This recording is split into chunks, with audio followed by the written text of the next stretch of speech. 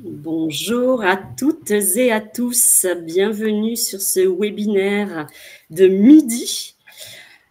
Nous sommes sur la troisième journée des Learning Days, troisième et dernière journée de notre première édition.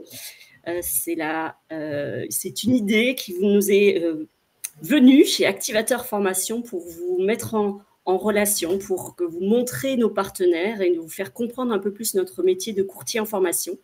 Notre métier qui est de mettre en lien vos besoins pour développer votre plan de développement de compétences et nos partenaires qui sont des experts, des organismes de formation, des outils digitaux.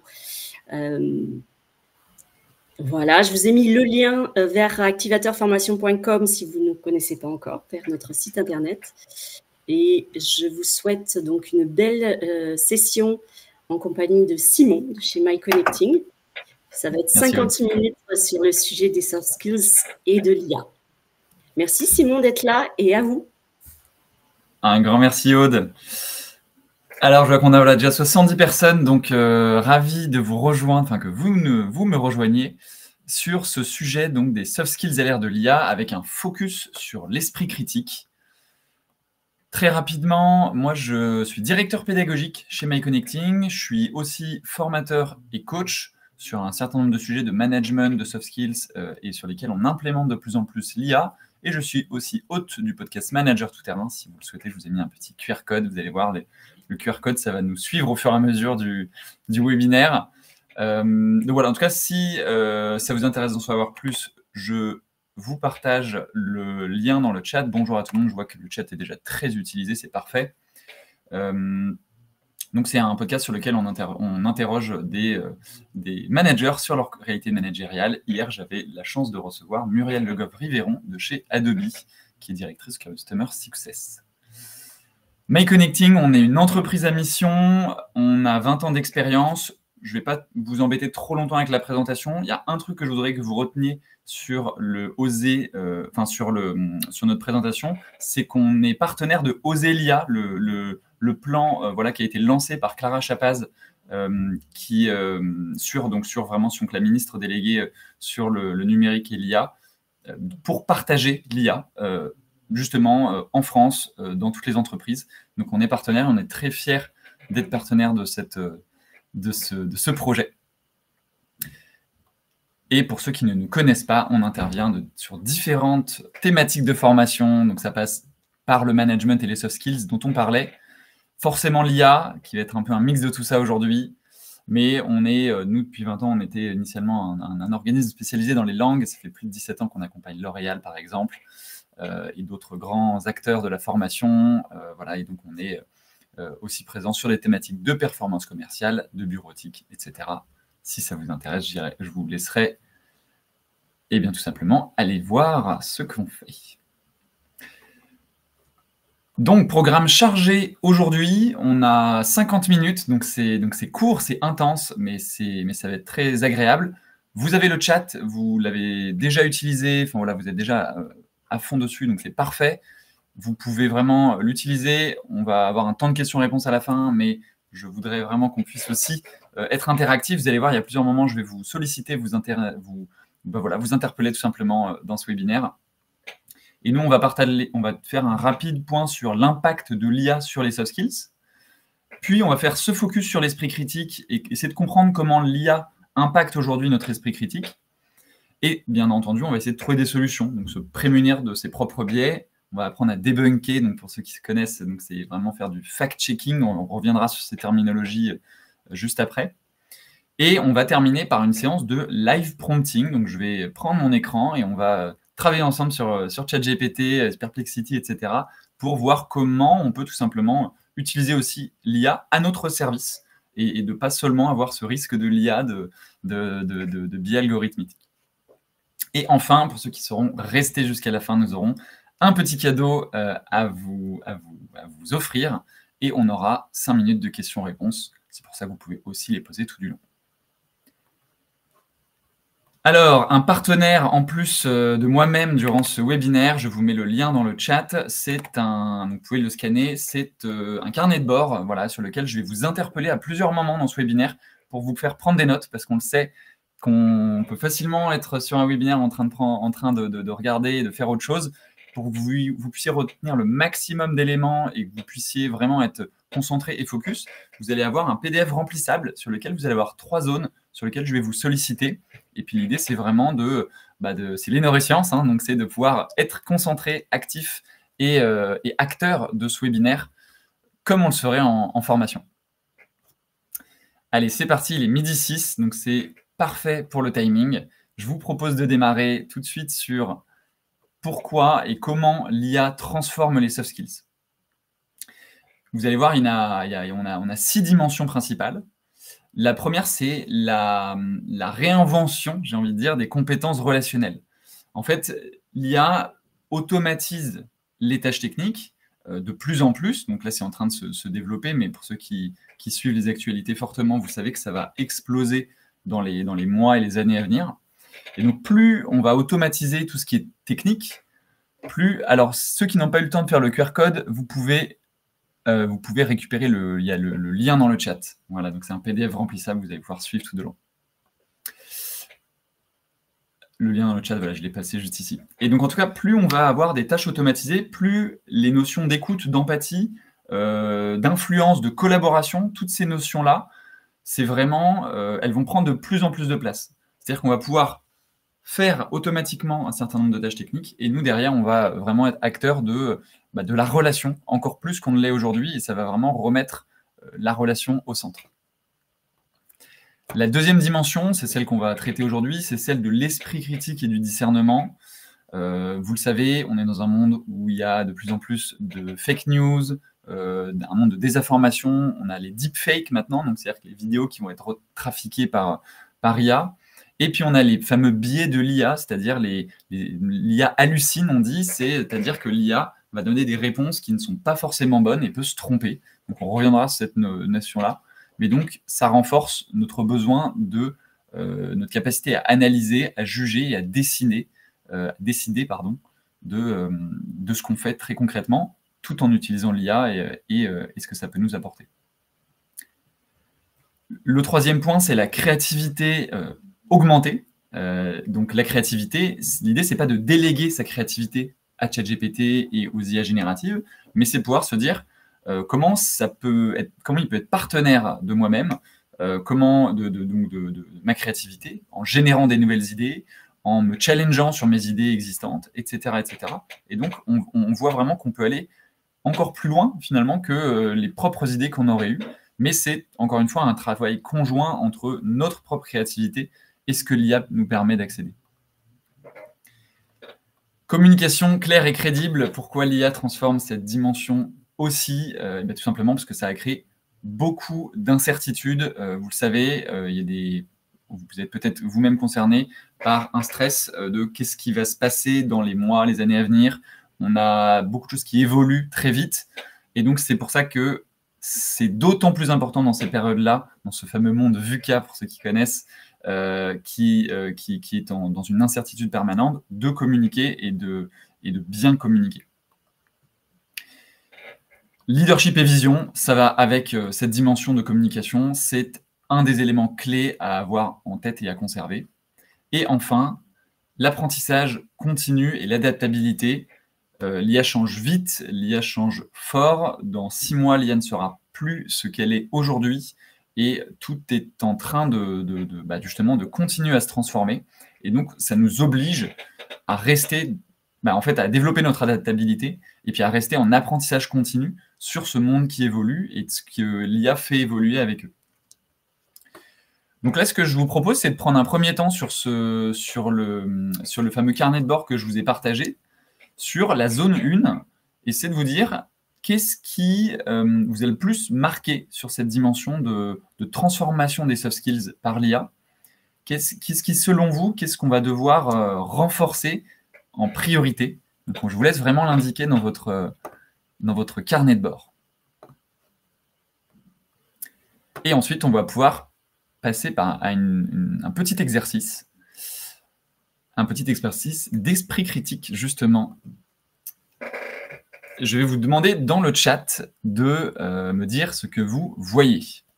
Voilà. Qu'est-ce que vous voyez sur cette image? Est-ce qu'on voit des montagnes, quelques herbes devant et un lac au milieu? Est-ce que on voit plutôt un muret au-dessus des montagnes? Voilà, on essaie de comprendre un petit peu. Je vous laisse quelques instants pour me dire ce que vous voyez, si vous voyez plutôt un lac, plutôt un muret. Montagne, paysage, voilà, effectivement, un lac. Un lac, une montagne, une rivière, les berges d'un lac. Très bien. Eh bien, je me suis amusé à poser la question à ChatGPT. Voilà, qu'est-ce que tu vois sur cette image? Qu'est-ce que tu décris?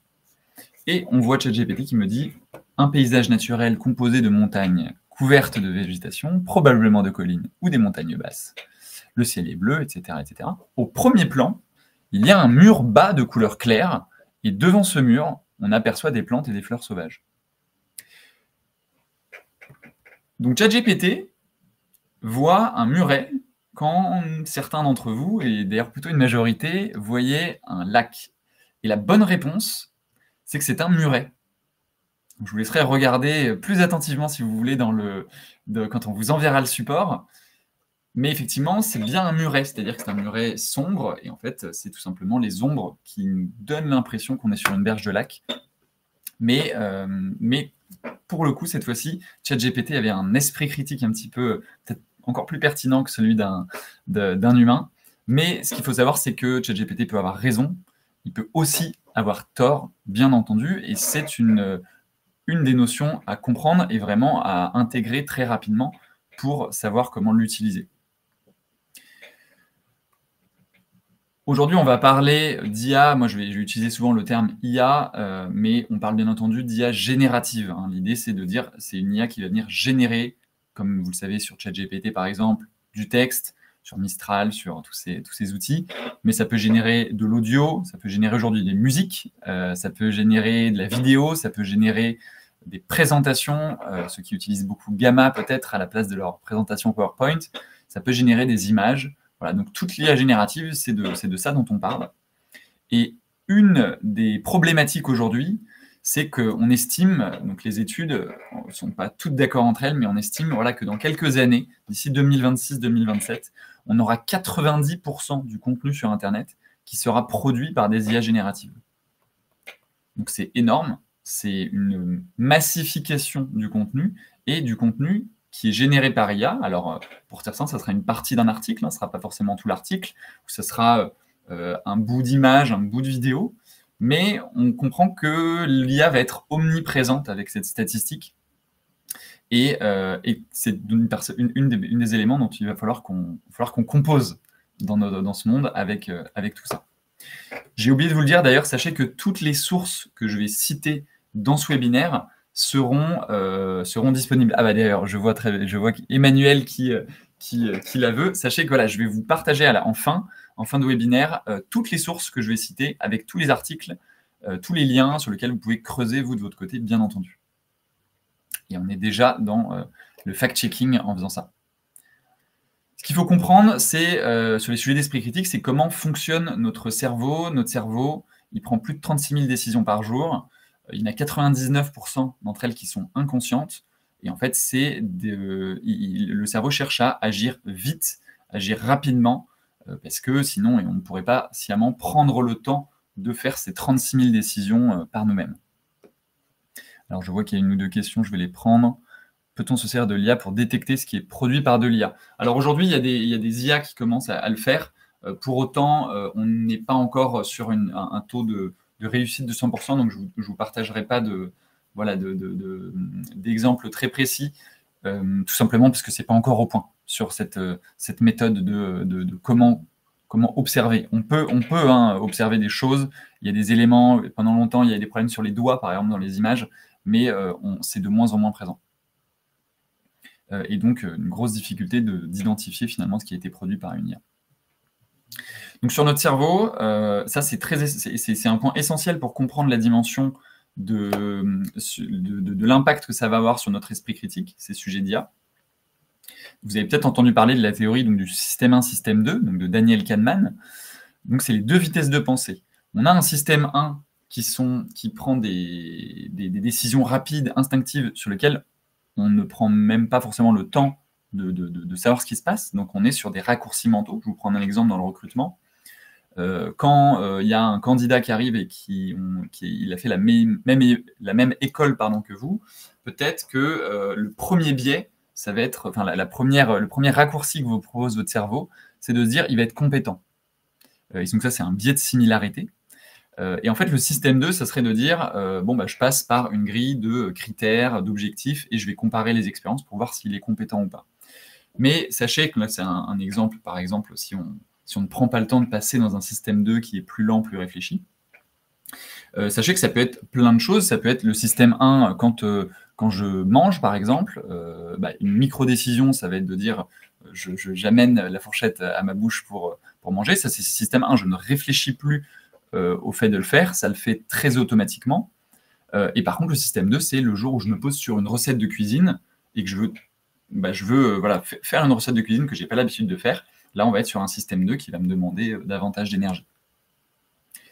Ce qu'il faut savoir sur ce système 1, et donc ces raccourcis mentaux, qu'on appelle les heuristiques, donc ça c'est le mot un peu technique si ça vous intéresse, c'est que ça entraîne ces fameux biais cognitifs. Et les biais cognitifs, ça va altérer notre jugement forcément. Et donc l'esprit critique, on pourrait le résumer, voilà, comme on pourrait lui donner la définition, de se dire l'esprit critique, ce n'est pas seulement de la réflexion, c'est une boussole pour l'action et la décision éclairée dans un monde complexe. Il nous permet de choisir comment et agir sur le pourquoi. Comment agir, et pourquoi. L'esprit critique, c'est intrinsèquement lié à la prise de décision, et c'est là-dedans que la prise de décision en entreprise est essentielle, et c'est pour ça qu'il faut cultiver cet esprit critique aussi en entreprise. Je vous parlais des biais cognitifs. Il y en a 3 en entreprise qui sont particulièrement amplifiés par l'IA. Il y en a plein d'autres, mais je vous en partage 3. On a par exemple le biais de confirmation, qui est le biais le plus connu dans les biais cognitifs. Donc, le biais de confirmation, c'est quoi? C'est le fait de privilégier les informations qui confirment nos propres croyances. Pourquoi l'IA les amplifie? En fait, les prompts et les modèles sur lesquels on travaille, ça va nous renvoyer rapidement sur des arguments qui vont renforcer ce qu'on a envie d'entendre. En fait, l'IA, il a été conçu pour nous dire un petit peu ce qu'on a envie d'entendre et pour brosser son utilisateur dans le sens du poil. Et donc, si on ne fait pas attention, je peux rapidement tomber dans ce biais de confirmation qu'on vit déjà au quotidien, mais qui va venir se renforcer avec l'IA. Par exemple, si je suis un chef de projet et que je demande à l'IA, voilà mon plan, le plan que j'ai décidé pour ce projet. Moi, je trouve qu'il fonctionne. Qu'est-ce que tu en penses? En fait, l'IA va être automatiquement biaisé, on va dire, par la manière de proposer le prompt, et va venir renforcer ce que la personne a envie d'entendre, qui est oui, son plan est super, et il y a peut-être un élément à retravailler, mais globalement, on va être d'accord avec vous. Et ça va vraiment être une problématique sur la manière dont on va poser les questions à l'IA, la manière dont on va venir prompter. Le prompt, je pense que c'est clair maintenant en 2025 pour tout le monde, mais sachez que c'est la manière dont on va poser les questions, comment on va formuler les questions et nos demandes à l'IA. Ensuite, on a le biais d'ancrage.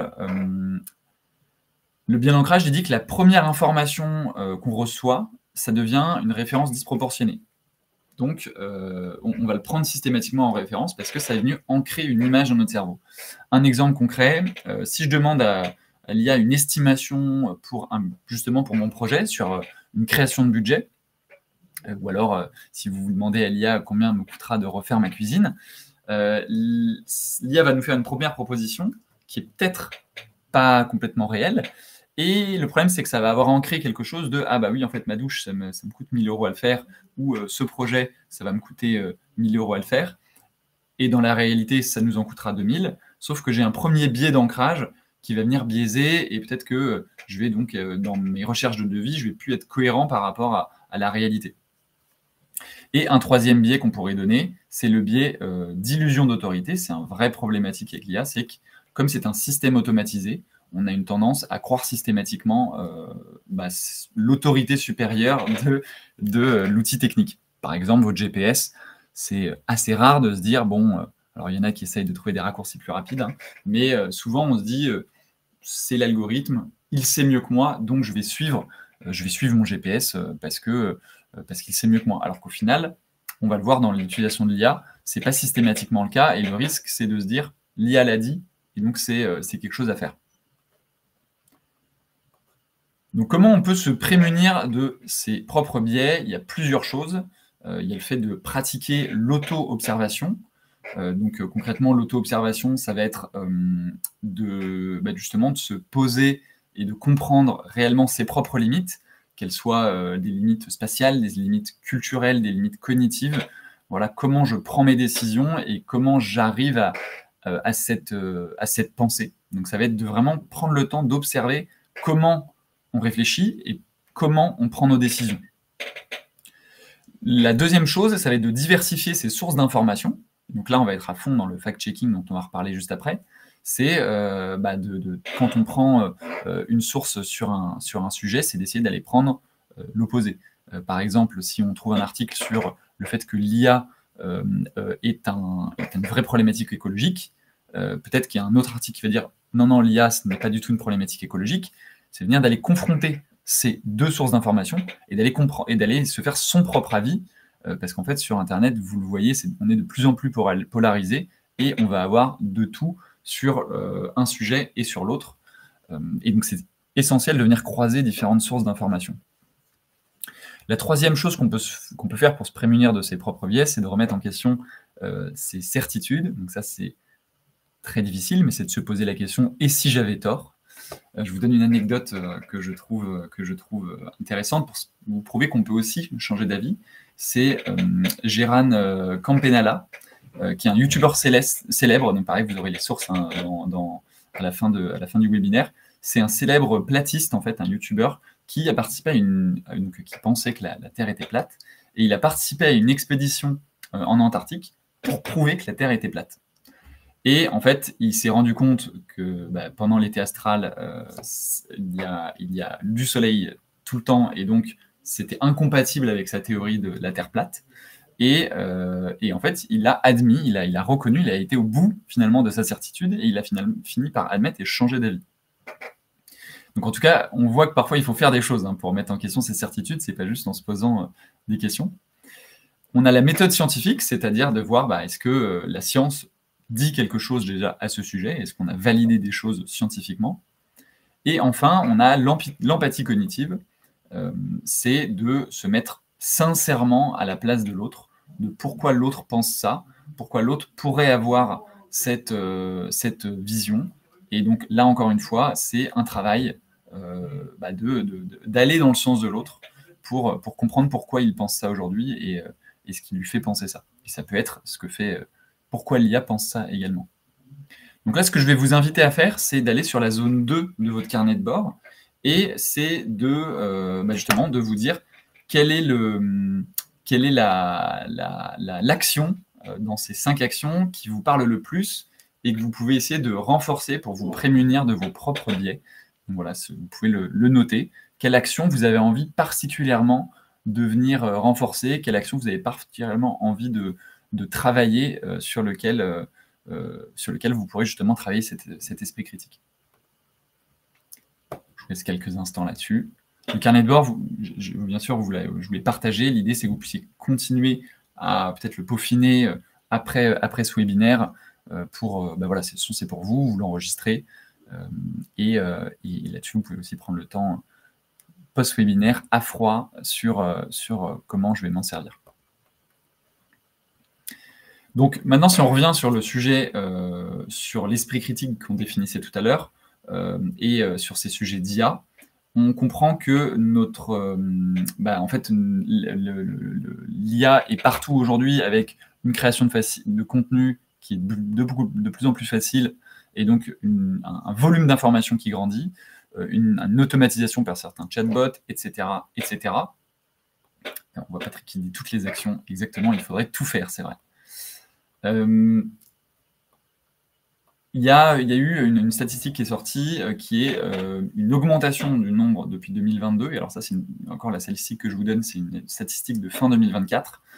C'est que avec l'arrivée donc en 2022 des IA génératives, on a eu une augmentation de 2900% du nombre de fraudes avec des deepfakes. Donc ça, c'est un exemple très concret qu'on va pouvoir voir de comment finalement l'IA et l'utilisation pour les images, pour les vidéos, vient transformer notre capacité à voir du contenu et le contenu au quotidien. Je vais vous faire d'ailleurs un court sondage. On va voir si vous êtes IA certified. C'est voilà, on a deux images. Vous allez avoir un sondage qui s'affiche. Selon vous, quelle image a été générée par une IA? Est-ce que c'est l'image A ou est-ce que c'est l'image B? Donc, normalement, vous avez le sondage qui s'affiche.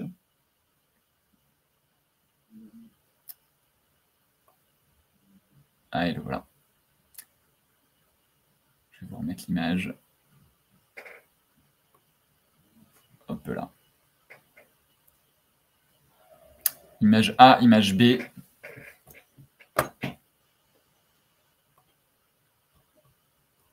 On a pas mal de personnes qui ont répondu aussi dans le chat.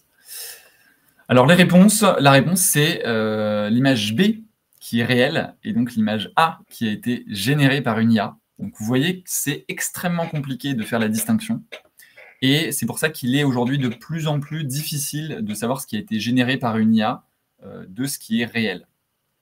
Ça, c'est une vraie problématique et on le voit là sur de l'image. Vous pouvez le voir sur de la vidéo. On a Sora qui est voilà, la version vidéo d'OpenAI qui est sortie il y a quelques temps et qui continue d'être améliorée. Donc on vient aussi sur des vidéos devenir de plus en plus réelles. Et ça nous crée une omniprésence de contenu sur lequel on a de plus en plus de mal à distinguer le vrai du faux. Mais si on revient même sur du contenu texte, comme je vous le disais, l'IA a des biais, l'IA peut créer du contenu, même quand on souhaite créer un contenu qui est pertinent, peut nous proposer des sources qui sont fausses et ne nous donne pas toujours la réalité. Je vais vous laisser avec Luc Julia, qui est une des personnes qui a travaillé sur l'assistant vocal Siri, qui voilà, nous donne quelques éléments sur cette dimension. J'interviens dans les écoles, j'interviens avec les enseignants et je leur fais faire un exercice. Aujourd'hui, en classe, on va utiliser ChatGPT. Ah, les gamins, oh, super, ouais, super madame, on va faire ça. Ouais, c'est bien, allez-y les gars. Je veux que vous créez un prompt pour me générer la biographie de Victor Hugo en 2 pages. Le prompt, il est assez simple, hein. Génère-moi la biographie de Victor Hugo en 2 pages. On tape le machin, pouf, 15 secondes, on a la biographie de Victor Hugo en 2 pages. Ouais, madame, c'est bon, c'est fini, on part en récréation. Ah non, c'est là que ça commence, en fait. Ce qu'on va faire un truc incroyable. On va relire. Victor Hugo est né le 18 mars 1802 à Besançon. Gna gna gna gna gna gna. Ah, mince. Il est né en février. Ça commence mal. Bon, évidemment, alors la prof, il faut qu'elle connaisse la vie de Victor Hugo. D'accord? Parce que sinon, ça va être un peu embêtant. Donc, il faut montrer que le sachant, c'est le prof. La prof, ici, est la clé et la référence. Et elle va le montrer, elle va le démontrer. Et elle va démonter ChatGPT. Elle va démonter les croyances des élèves. Parce qu'effectivement, statistiquement, dans les 2 pages, il va y avoir 5 erreurs. Et quand on va relire, on va trouver les 5 erreurs. Et ça, les gamins, au fur et à mesure qu'on trouve les erreurs, ils vont dire « Oh purée, mais donc je ne peux pas faire confiance au truc. » Bah non, tu ne peux pas faire confiance. Et il y a un truc qui est super intéressant, c'est que tu vas pouvoir faire du fact-checking. C'est-à-dire que tu vas pouvoir faire des choses incroyables, aller voir l'Encyclopédie Universalis, à une autre source, papier. Aujourd'hui, le problème, c'est qu'on ne fait pas ça. On ne fait pas et on baisse les bras.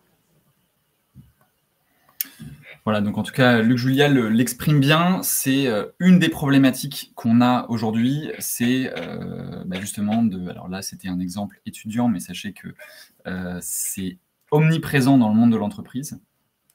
Le fait de ne pas forcément vérifier les sources, ne pas forcément vérifier ce qu'a proposé l'IA et de se dire, l'IA, encore une fois, je vous parlais du biais d'illusion d'autorité, l'IA a raison, et l'IA, je vais aller prendre ce qu'il m'a donné, et je vais aller l'utiliser.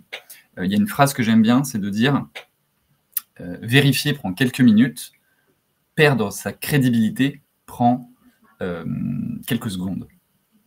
Et donc ça, c'est une réalité en entreprise sur laquelle il faut vraiment qu'on fasse front pour ne pas perdre sa crédibilité, parce qu'on a trop fait confiance justement à l'IA. Et en fait, ça vient créer aussi deux problématiques, l'utilisation en masse de l'IA et l'implémentation dans tous nos process du quotidien. Un, c'est un appauvrissement, c'est un des risques à moyen terme, c'est un appauvrissement cognitif. Donc concrètement, c'est-à-dire qu'on va prendre moins de temps. Enfin, c'est-à-dire qu'en fait, comme on prend cette habitude d'utiliser l'IA pour nous donner des réponses, le risque, alors là je ne vous parle pas sur quelques jours, quelques semaines, quelques mois, mais vraiment sur quelques années, c'est effectivement de déléguer systématiquement notre cognition individuelle, les tâches de réflexion et d'être juste en vérification. Donc il y a un vrai enjeu de se dire, il y a ce risque qui existe, comment aujourd'hui je vais continuer de travailler mon esprit critique avec et sans IA, hein, bien entendu. L'esprit critique, je n'ai pas un esprit critique cohérent avec l'IA, et hors IA, c'est quelque chose de transverse qu'il faut travailler. Et il y a ce sujet de la désinformation de masse qui existe. Le ministère des Armées a publié il y a quelques mois un guide pour la désinformation, justement, pour lutter contre la désinformation, car on a une surreprésentation, comme je vous disais, de ce sujet qui arrive en entreprise. Et d'ailleurs, j'ai discuté avec Ilham Alom, qui est l'ancienne, qui est présidente du réseau Emploi Compétences et qui est l'ancienne directrice Learning France de L'Oréal, qui me disait que dans les entreprises de CAC 40, sur la matrice des risques, donc avec tous les risques qui existent pour les entreprises, ils sont en train de réfléchir à mettre cette notion de risque de désinformation dans un des risques clés que peut observer une entreprise. Donc ChatGPT, savoir l'utiliser, ça va réellement déterminer le résultat de ce qu'il va nous proposer, parce qu'on en a parlé, ChatGPT a des biais.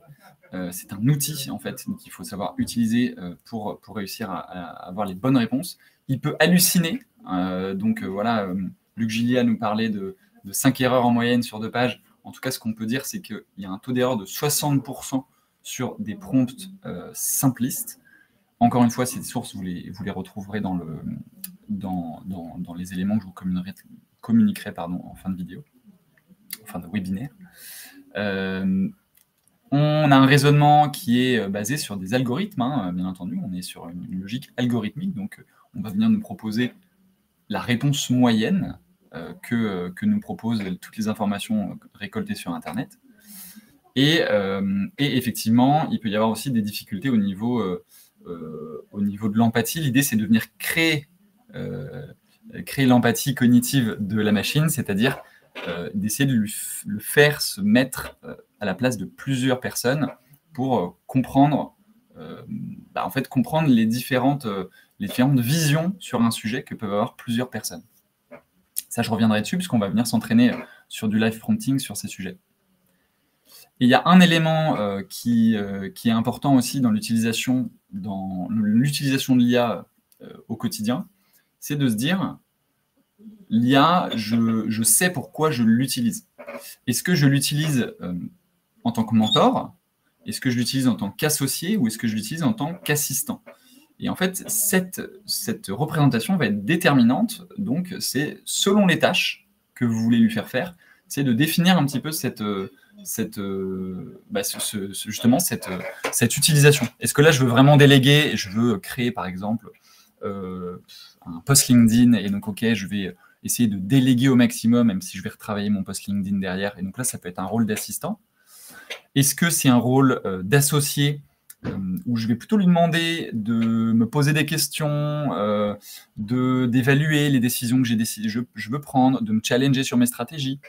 Ou est-ce que c'est un rôle de mentor où là, on va venir faire du brainstorming, par exemple, avec cette IA, on va lui demander des suggestions, des méthodes, etc. Donc ça, et puis une recommandation qu'on peut vous dire, c'est si vous êtes doué pour une tâche importante que vous aimez faire, n'utilisez pas forcément d'IA, parce que, encore une fois, il y a ce sujet, comme on vous le disait, d'appauvrissement cognitif. Et si vous prenez une habitude de systématiquement déléguer vos tâches, ce que vous aimez faire à l'IA, un, il y a cette risque si c'est une tâche importante, et puis deux, vous n'allez avoir plus que les tâches qui vous intéressent peut-être un petit peu moins. Ce qu'on a fait dans ce contexte, dans cette réalité, nous, qu'on a pu observer avec ces sujets d'IA, c'est qu'on s'est réunis avec un comité d'experts il y a quelques mois pour se dire, OK, il existe des méthodes de prise de décision, mais il n'existe pas vraiment de méthode qui existe sur l'esprit critique. En tout cas, il n'y a rien qui est déposé sur l'INPI, vraiment. Et on aimerait avoir un peu un cadre qui nous permette de nous dire, OK, là, je passe ma décision, je passe ce que j'essaye de faire avec l'IA sous un crible, et sous ce crible, je vais passer sous un crible critique pour tout simplement pour réussir au maximum à avoir une décision qui est éclairée sous un regard critique. Donc cette méthode, on l'enseigne, là je vous la présente rapidement, c'est pour vous montrer aussi cette production, c'est qu'on a donc 6 étapes, donc c'est la méthode qui s'appelle la méthode critique, elle est en attente, on n'a pas encore le petit R déposé parce qu'on est en attente de dépôt auprès de l'INPI, ça prend quelques mois. Mais c'est une méthode en fait en 6 étapes. Systématiquement, quand on a une problématique, c'est de se dire, je vais venir cadrer la problématique. Qu'est-ce que je cherche à trouver, qu'est-ce que je cherche à observer, qu'est-ce que je cherche à faire. Ensuite, on va venir recueillir et qualifier les données. Quelles données sont bonnes, quelles sources sont bonnes, et en tout cas d'essayer d'en recueillir des différentes, comme on le disait. On va venir identifier les biais et les intérêts. Par exemple, si on a sur des sources, des articles, quels sont les biais qu'on peut observer ou quels sont les intérêts cachés de cet article. Tester la robustesse, donc ça c'est vraiment en lien avec les biais, mais tester la robustesse de ce qu'on a récupéré comme données. Est-ce que c'est crédible? Est-ce qu'il y a une logique? Est-ce qu'il y a une cohérence dans les arguments qu'on vient recueillir? Pour finir, on va interroger et confronter, c'est-à-dire essayer d'avoir des points de vue très différents, des points de vue d'experts, de parties prenantes. On va utiliser l'IA justement pour venir nous faire sortir de notre propre carcan et de notre propre vision du monde, pour enfin pouvoir arriver à une conclusion et à une décision. Et en fait, cette méthode, on a créé 2 versants. Une versant très courte, qui se rapproche de celle que je vous ai montrée ici, sur lequel on peut, tiens, j'ai une petite décision à prendre, je passe dans un crible critique, ok, est-ce que j'ai bien cadré ma problématique, sur quoi je me base pour prendre cette décision, est-ce qu'il y a bien des biais, etc. etc. Et ensuite, je prends ma décision. Et ensuite, il y a une version plus complexe pour justement les décisions complexes. Et en fait, sur cette version plus complète, on va venir s'appuyer sur des outils qui existent déjà. Par exemple, dans le cadrer la problématique, on va utiliser la fameuse méthode des 5 pourquoi. Donc, vous savez, c'est pour arriver à la cause réelle d'un problème. Si on se pose 5 fois la question pourquoi, ça va nous aider à cadrer ce qu'on est en train de chercher.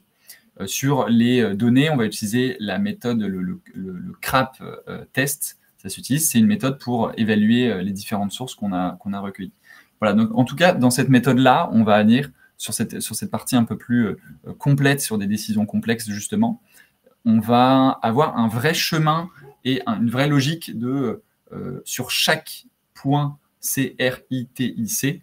On va venir vous poser des questions et on va venir se projeter concrètement dans vers quoi il faut aller. Alors, je vois qu'il y a pas mal de choses dans le chat qui se passent.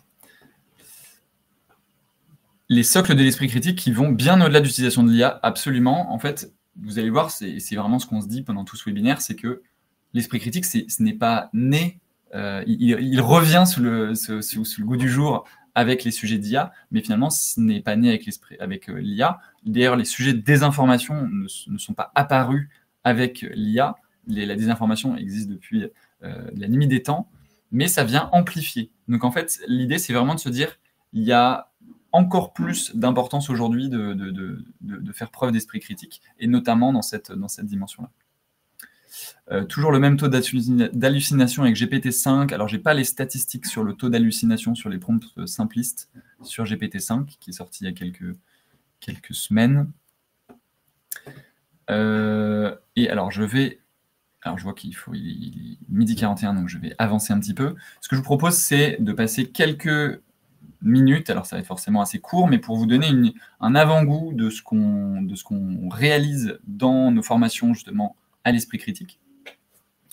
Hop là, je vais vous partager mon écran. En fait, dans nos formations sur l'esprit critique et l'ère de l'IA, on vient faire deux choses. On vient travailler l'esprit critique d'un point de vue général. Alors, est-ce que vous voyez normalement? Hop, voilà, c'est bon. Donc, en fait, on vient travailler l'esprit critique d'un point de vue d'ordre général, avec des débats d'idées, avec justement des exercices d'avocat du diable pour se mettre dans une autre posture, etc., etc. Mais on va venir aussi travailler sur des prompts, des prompts IA. Et donc, et donc, pour justement savoir utiliser l'IA de la manière la plus cohérente pour son esprit critique. Donc, par exemple, il y a des choses très simples qu'on peut faire pour cette dimension. Donc là, ceux qui sont très aguerris sur l'IA, vous allez avoir, ça va vous parler, mais forcément, on peut déjà, dans la personnalisation de ChatGPT, on peut lui demander, par exemple, de poser 3 questions systématiquement à la fin de chaque demande, ce qui fait que ça va me permettre, moi, d'aiguiser ma pensée et d'aller un petit peu plus loin sur ce que je cherche à observer. Vous allez voir quand je vais vous faire un exemple de prompt. Et ensuite, je vais vous montrer, par exemple, hop là. Là, ce que je cherche à voir, c'est d'analyser un article. Donc, j'ai pris un article qui est sorti hier sur le retour du télétravail, donc c'est de Courrier Cadre. Donc, je prends tout l'article. Alors, c'est toujours mieux de le copier plutôt que de le mettre avec le lien, parce que ChatGPT peut avoir un peu de mal. Voilà. Et donc là, je vais lui demander analyse cet article, détermine ce qui est un fait, une hypothèse, une opinion ou une hypothèse. Je lui définis ce que sont des faits, une hypothèse, et voilà. Et donc, je lui envoie l'article pour qu'il puisse me faire cette distinction dans l'article de qu'est-ce qui est un fait, donc objectivement vérifiable aujourd'hui, ce qui est une hypothèse plausible, mais ce qui est aussi des opinions, où là, on peut avoir le plus de biais de la part de la personne qui a écrit l'article. Donc là, c'est un sur le télétravail. Ce que je peux faire, une fois que j'ai fini en fait cette dimension-là, c'est de me dire, OK, donc c'est pas mal, j'ai eu une distinction fait, hypothèse et opinion. Mais ce que je peux aussi faire, c'est de me dire, voilà, 3 experts discutent de cet article pour donner de la perspective. Je vais lui demander d'imaginer 3 experts pour prendre des angles différents, justement, et pour venir travailler l'empathie cognitive dont on parlait. On peut aussi décider les experts. J'aurais pu, moi, décider de lui dire, voilà, je veux un expert qui est de ce style-là. Donc là, moi, naturellement, il m'a fait un économiste, un sociologue des organisations et un fondateur de start-up. Donc là, clairement, ils me donnent à chaque fois leur point de vue, des arguments. Et comme vous pouvez le voir, il me donne à chaque fois aussi une question pour aller plus loin. D'ailleurs, je lui en avais demandé 3. Voilà, là, il m'en avait donné 3. Et là, il m'en avait donné qu'un seul. Donc là, vous voyez, ça, c'est vraiment des choses qui peuvent, moi, me permettre après de venir affiner mon prompt et pour essayer de comprendre un petit peu mieux chaque dimension. Là, il me parle d'un rapport Gallup. OK. Moi, ce que j'aimerais lui demander, c'est mon taux de confiance. Voilà, quel est ton taux de confiance par rapport à ce fait? Parce que il me dit des choses, mais est-ce que ChatGPT a est-ce qu'il a raison, est-ce qu'il n'a pas raison? J'aimerais qu'il me donne son taux de confiance. OK, là, il me donne 80%. Ce que je peux faire, c'est que on sait que ChatGPT, pour ceux qui l'utilisent régulièrement, c'est pas le meilleur en termes de sources. Et pour ça, on va par exemple croiser avec Perplexity, qui est une autre IA générative, sur lequel je vais lui demander, voilà, donc vérifie-moi cette source. Donc, je lui dis, j'essaie de vérifier, est-ce qu'elle existe, cette source. Donc, Perplexity, voilà, elle est un peu plus spécifiée sur les sources. Vous pouvez voir, là, elle me met 18 sources par exemple. Voilà. Et donc là, il me dit, ça ne me semble pas conforme exactement au résultat public. Donc, on peut venir travailler, encore une fois, son fact-checking, on peut venir aller plus loin dans ce qu'on essaye de proposer et ce qu'on essaye de demander à l'IA. Après, il y a plusieurs autres types de prompts qu'on peut leur demander par moment. C'est, OK, quels sont les intérêts cachés de cet article et quels sont les angles morts. Donc ça, c'est autre chose que je peux demander, par exemple, à l'IA générative. Donc là, il vient essayer de me faire son analyse, justement. Il vient me proposer, encore une fois, du positionnement d'expert. Voilà les angles morts qu'il m'a trouvé. Donc là, vous avez pas mal d'éléments, voilà, quelques exemples, en tout cas, de ce que nous, on propose dans les formations. Bien entendu, on va plus loin, c'est-à-dire qu'on va vraiment le faire avec eux au fur et à mesure, et on va venir s'entraîner sur ces exemples de prompts, et puis d'une manière générale, donc comment je cultive mon esprit critique d'un point de vue macro, et comment je challenge l'IA générative au quotidien pour l'utilisation, pour voilà, du brainstorming, pour chaque utilisation que je peux faire de l'IA. Je vous invite sur la zone 3 de votre carnet de bord à mettre le prompt là, s'il y a un prompt qui vous a marqué et que vous avez envie de conserver. Voilà, si vous devez en retenir qu'un seul sur les angles morts, est-ce que c'est distinguer fait, opinion, hypothèse. Voilà, on vous laisse vraiment libre là-dessus. Et j'en profite pour vous partager notre cadeau. Alors certains l'ont déjà vu sur le carnet de bord. On vient de sortir aujourd'hui un livre blanc qui a été coécrit en partenariat avec le collectif C'est vrai ça, que vous avez peut-être déjà vu. Il y a 100 000 personnes qui les suivent sur LinkedIn. Donc c'est un collectif qui vient faire du fact-checking, donc de la vérification de données sur des posts LinkedIn. Et donc on a coécrit ce livre blanc avec eux, et on va forcément un petit peu plus loin que ce que j'ai pu vous proposer là en 45 minutes, mais ça vous donne déjà un premier aperçu. Peut-on avoir une copie du prompt? Oui, vous allez pouvoir avoir une copie du prompt, absolument. Je vais vous envoyer ça, pareil, en fin de webinaire.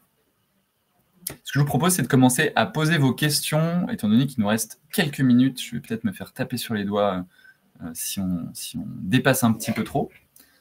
Je vous laisse vraiment voilà, prendre un peu le temps. Sachez qu'on a 4 offres de formation sur l'IA. On a vraiment une offre sur la découverte et l'adoption de l'IA. On a des formations où on va venir travailler sur les métiers, comment j'implémente l'utilisation de l'IA dans vos métiers. Une utilisation sur l'esprit critique et l'IA comme on le disait. Et on a aussi une formation qui prend de plus en plus d'ampleur. C'est OK, on a formé les personnes à l'IA générative, mais comment, en tant que manager, je vais venir accompagner cette transformation à l'IA. Voilà, je vais vous partager toutes les ressources. Je vais garder encore voilà, 1 ou 2 minutes pour les questions. J'en profite pour vous partager donc toutes les sources qu'on a évoquées. Hop. Donc là, vous avez normalement les sources qui devraient s'afficher. Pourquoi elles ne s'envoient pas? Alors, le livre blanc, je vous partage également, bien entendu. Voilà, là on a, Donc là, on a le lien vers le livre blanc. J'en profite aussi pour vous mettre, s'il y en a qui veulent aller plus loin et prendre un rendez-vous, vous avez une prise de rendez-vous, hop là, pardon, qui apparaît.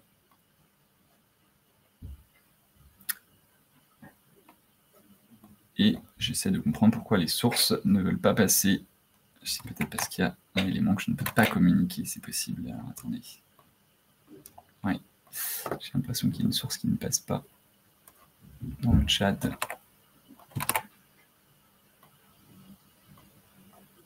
Hop là. Voilà, donc là vous avez une partie des sources. Voilà, je vous ai mis normalement toutes les sources qu'on a évoquées. Et je vous laisse voir s'il y a des questions. Alors, je crois qu'il y a des questions qui ont été posées. Je vais retourner dans les questions.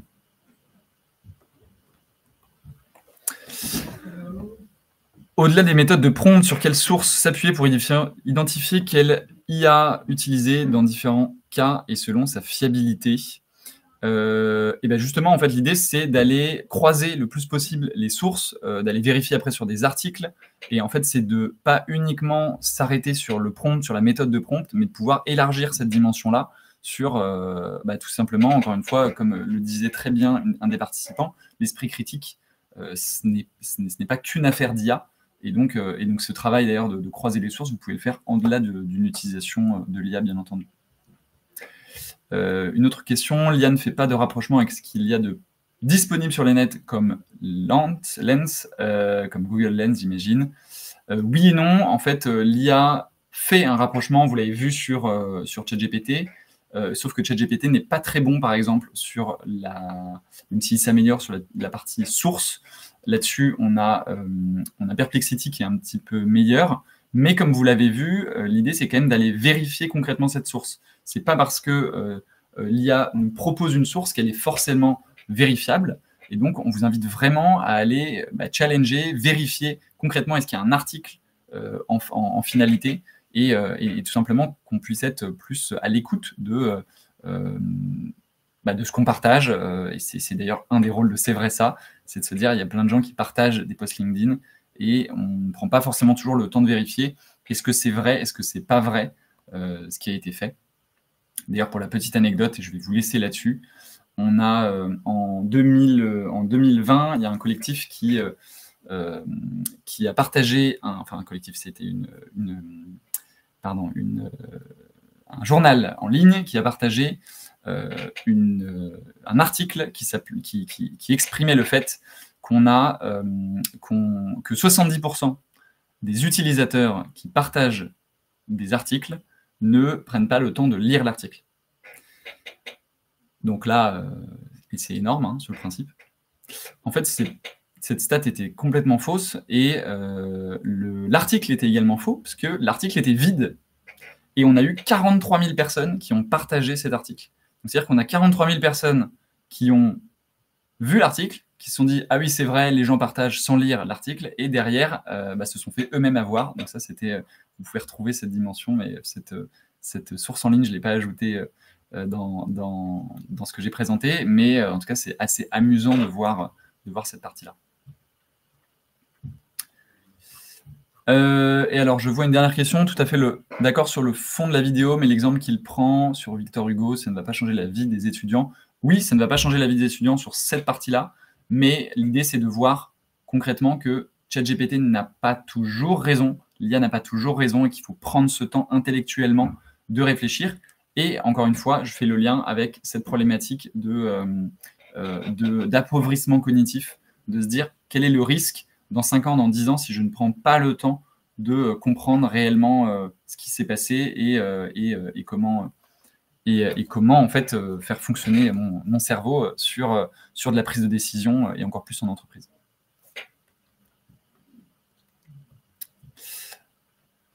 Alors, je vais laisser passer la parole à Prad. Merci beaucoup, en tout cas, pour votre participation. Je peux vous laisser avec un engagement à écrire sur votre carnet de bord. Et ceux qui n'ont pas fonctionné au niveau de la prise de rendez-vous, vous pouvez de toute façon nous renvoyer un mail, nous envoyer un message, que ce soit Activateur Formation, que ce soit à nous directement sur LinkedIn. N'hésitez pas. Et Prad, je te laisse la main. Merci. Merci Simon, c'était top. C'est la fin pour ce matin du webinaire. Il y en a un autre à partir de 14h. Je vous mets le lien en dessous, n'hésitez pas. Merci encore Simon et n'hésitez pas à nous contacter si vous avez des questions. À très vite et à tout à l'heure. Au revoir. Au revoir à tous. Ah, et alors il y a Alexandra qui me demande la copie du prompt. Je vais lui envoyer tout de suite. Je vais vous l'envoyer tout de suite, pardon. Allez, je fais questions. Alors, je vais vous proposer ça.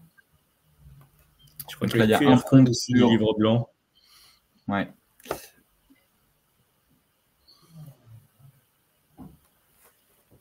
Je vous envoie quelques exemples. Hop. Voilà, c'est vraiment pour ceux qui veulent rester quelques minutes de plus. Ouais, il reste 5-6 minutes encore, il n'y a pas de... On se permet.